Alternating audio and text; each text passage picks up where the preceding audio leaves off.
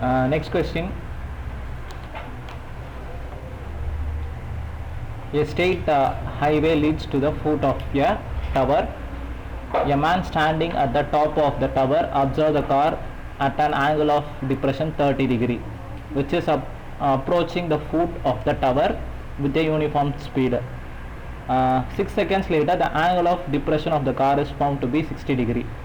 Find the time by the car to reach the foot of the tower. அப்போ இந்த கொஸ்டினை எப்படி நீ புரிஞ்சுக்கணும் அப்படின்னா, இந்த டவர் இருக்கு, இது ஒரு ரோட்டில் லைக் இந்த டவரு, இது ஒரு ஸ்ட்ரெயிட் ரோடு.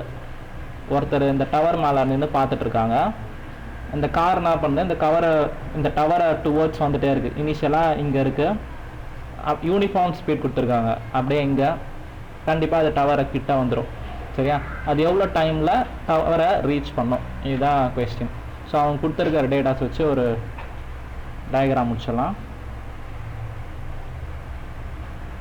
ஸோ இந்த கொஸ்டின்ஸ்லாம் டிப்ரெஷன் கொடுத்துருக்காங்க. டிப்ரெஷன் போது டவுன்வர்ட்ஸ் ஆங்கிள் இனிஷியலி 30 டிகிரி இருக்குது. இங்கே 30 டிகிரி இருக்குன்னா இந்த இசட்டை கிளியராக டயக்ராம் பார்க்கணும். அப்போ இங்கே தான் அந்த இசட் வருது. இது 30 டிகிரி. நெக்ஸ்ட் இந்த என்டையர் பார்ட்டை 60 டிகிரி அப்படின்னும் போது இது 60 டிகிரி. சரியா? இப்போ இதுக்கு ஒரு நேமிங்ஸ் கொடுத்துக்கலாம். ஏ, பி, சி, டி. இப்போ நம்ம என்ன விஷயம் கண்டுபிடிக்கணும், இந்த காரு இங்கேருந்து இங்கே வரத்துக்கான டைமு 6 செகண்ட்ஸ் கொடுத்துருக்காங்க. அதே மாதிரி இந்த பாயிண்ட்லேருந்து இங்கே கண்டிப்பாக ரீச் ஆகலாம். அதுக்கு எவ்வளோ டைம் எடுக்கும், இதுதான் வந்து கொஸ்டின். சரியா? இப்போ இதை எப்படி சால்வ் பண்ணலான்னு பாருங்கள். ஃபஸ்ட்டு 2 ட்ரையாங்கிளாக நான் போட்டுக்கிறேன். ஹைட் ஆஃப் த டவரும் தரல. ப்ரீவியஸ் கொஸ்டின்ஸ்லலாம் ஹைட் ஆஃப் த டவர் இருக்கும், இங்கே வந்து ஹைட் ஆஃப் த டவரும் கிடையாது. ஸோ ஹைட் ஆஃப் த டவரை ஹெச்ன்னு எடுத்துக்கிறேன். இந்த ஆங்கிள் 30 டிகிரி. இந்த டிஸ்டன்ஸை எக்ஸ்ன்னு எடுத்துக்கிறேன், இந்த டிஸ்டன்ஸை ஒய்ன்னு எடுத்துக்கிறேன். சரிங்களா? அப்போ என்ன பண்ணலாம் பாருங்கள். இது 30யா, இது பி, இது ஏ, இது வந்து டி. சரி, ஓகே. இந்த டிஸ்டன்ஸு எக்ஸ் ப்ளஸ் ஒய்யாக இருக்கும். ABD entire triangle, full triangle தான் நான் எடுக்கிறேன். சரியா? அப்போ என்ன பண்ணலாம், tan 30 டிகிரி எடுத்துக்கிறேன்.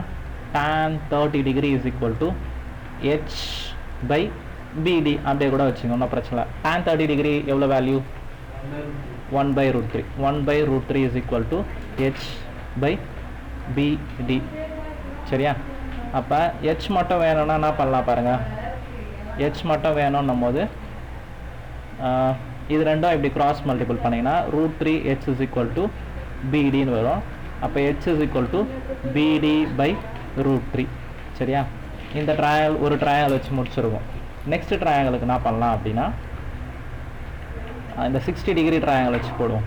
60 டிகிரி, இந்த பாயிண்ட் சி, இந்த பாயிண்ட் டி, இந்த பாயிண்ட் ஏ, இந்த ஹைட்டு ஹெச், சிடின்னு எடுத்துப்போம். tan 60 degree is equal to opposite side அது ஹெச், கீழே வந்து சிடி. tan 60 டிகிரி வேல்யூ எவ்வளோ, √3. அப்போ √3 into CD is equal to H. சரியா? இப்போ இந்த 2 விஷயம் இருக்குது, ஹெச்ன்ற விஷயம் இருக்குது, இங்கேயும் ஹெச்ன்ற விஷயம் இருக்குது. நம்மளுக்கு ஆக்சுவலாக என்ன தேவை அப்படின்னா, ஃபஸ்ட்டு இந்த டிஸ்டன்ஸ் எவ்வளோன்னு பார்க்கலாம். பி டு சி எப்படி கண்டுபிடிக்கலாம், எனக்கு இங்கேருந்து இந்த டிஸ்டன்ஸ் வேணும் அப்படின்னும் போது பிடி மைனஸ் சிடி. கரெக்டாக? இந்த மொத்த டிஸ்டன்ஸ் பிடி மைனஸ் சிடி. பிடின்றது எவ்வளோ கண்டுபிடிச்சிருக்கோம். அப்போ இந்த பிடி எப்படி ஆகலாம், பிடினா இங்கே இருக்கலாம், இதே கூட எடுத்துப்போம். √3hன்னு எடுத்துக்கிறேன். சிடியை என்ன பண்ணலாம், இந்த ஈக்குவேஷனை CD is equal to H by √3ன்னு எழுதிக்கலாம். சரிங்களா? அப்போ சிடியை ஹெச் பை √3ன்னு போட்டுக்கணும். ஸோ இதுதான் வந்து பிசின்ற டிஸ்டன்ஸு. அப்போ பிசியை இதில் எது காமனாக எடுக்கலாம், ஹெச்சை காமனாக எடுத்தோன்னா √3 மைனஸ் 1/√3. இதுக்கு எல்சிஎம் எடுத்தோன்னா என்ன பண்ணலாம், √3ன்னு கீழே வரும். √3 இன்ட்டு √3 3 ஆகிடும். 3 மைனஸ் 1 2. அப்போ 2h பை √3. இது என்னது, டிஸ்டன்ஸு, பிசியோட டிஸ்டன்ஸு. யூனிஃபார்ம் ஸ்பீடுன்னு கொடுத்துருக்காங்களா, ஸ்பீடோட ஃபிசிக்ஸில் நம்ம படிச்சிருப்போம். ஸ்பீட் அப்படின்னா distance by time. Speed uniform speed. So நான் ஸ்பீட் கண்டுபிடிச்சிக்கிறேன். டிஸ்டன்ஸ் வந்து பிசின்ற டிஸ்டன்ஸுக்கு டைம் 6 செகண்ட்ஸ் கொடுத்துருக்காங்க. 2h/√3 டைம் வந்து 6 செகண்ட்ஸ். அப்போ இதை என்ன பண்ணலாம், 2h/√3 ரெசிப்ரோகேட் ஆச்சுன்னா 6/1 இருக்கிற மாதிரி 1/6ன்னு வரும். 2 1s are 2 3s. அப்போ h/3√3 இதுதான் வந்து ஸ்பீடு.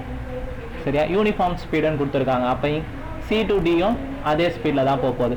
அப்போ நம்மளுக்கு இங்கன்னா டைம் தேவை. இந்த ஃபார்முலாவில் டைம் வேணும்னா என்ன பண்ணலாம், time is equal to distance by speed. டிஸ்டன்ஸ் எவ்வளோன்னு தெரியுமா, CD தான் அதோட டிஸ்டன்ஸு. கரெக்டாக இங்கேருந்து இங்கே போகிறதுக்கு சிடியோட வேல்யூ வந்து எவ்வளோ கொடுத்துருக்காங்க, h/√3.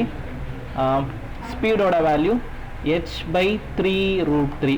அப்போ இதை ரெசிப்ரோகேட் பண்ணால் ஆகும் பாருங்கள், h/√3 into 3√3/h. h cancel ஆகிடும், √3 கேன்சல் ஆகிடும். அப்போ டைம் எவ்வளோ ஆகுது, 3 செகண்ட்ஸ். சரியா, அவ்வளோதான் ஆன்சர்.